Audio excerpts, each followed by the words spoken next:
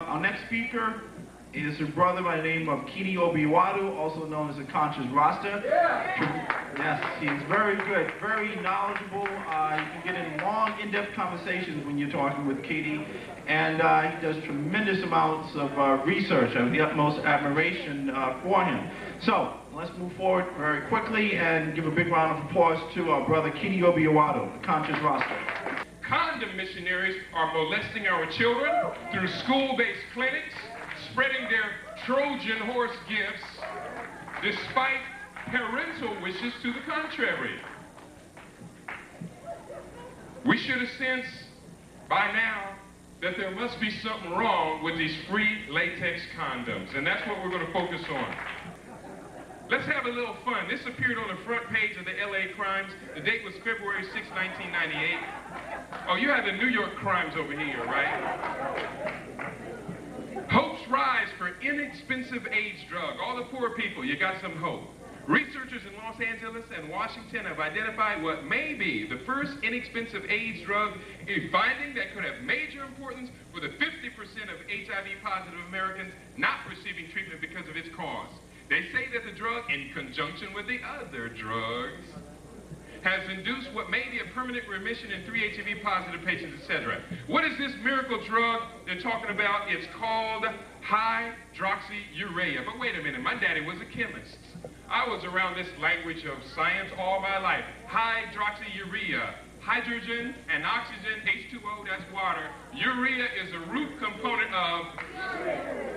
So they were serious about that trickle-down theory. And now it's trickled down to the pharmaceutical industry who said, let's bottle it and sell it to the poor folks for $30 a month.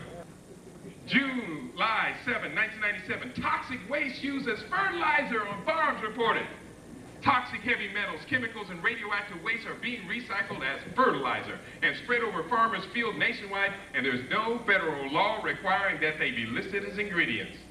And then they're talking about what are some of these things. So what are some of these toxic chemicals they're using? They talk about in Gore, Oklahoma, uranium processing plant gets rid of low-level radioactive waste by licensing it as a liquid fertilizer and spraying it over 9,000 acres of grazing land. At Camas, Washington, lead-laced waste from a pulp mill is hauled to farms and spread over crops destined for livestock feed. And then one of them says they have another one they're using called a toxic byproduct. But here's a confession. When it goes into our silo, it's a hazardous waste, said Beijing's President Dick Kemp. When it comes out of the silo, it is no longer regulated, the exact same material.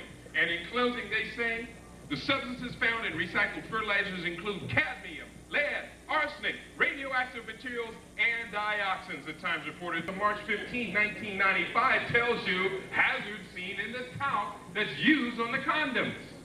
Particles of talc used as a lubricant on latex condoms can enter a woman's body during intercourse and irritate tissues, potentially causing infertility and cancer.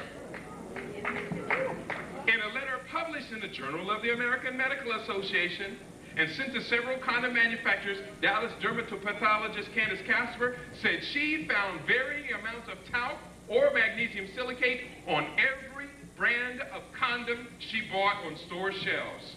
My concern is that when it gets in the fallopian tubes, if there is any inflammation at all, it can form a granuloma and then cause a blockage of the tube, etc. Talc and ovarian cancer risk. A link between talc and ovarian cancer has been supported by nearly 30 studies over the past 30 years, published in scientific journals.